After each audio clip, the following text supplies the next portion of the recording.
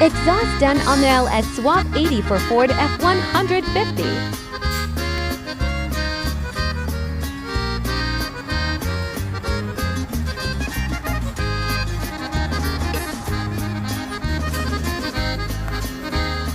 Se fugó el águila real como lo había prometido.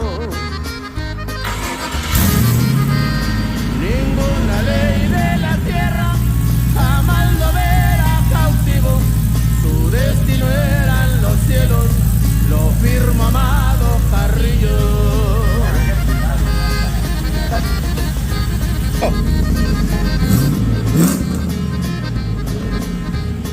Logró el control de los aires porque de veras podía.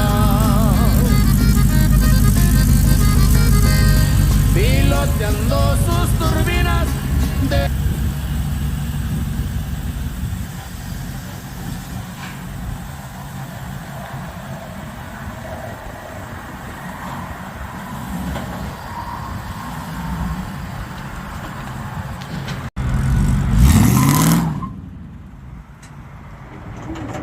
Sounds good.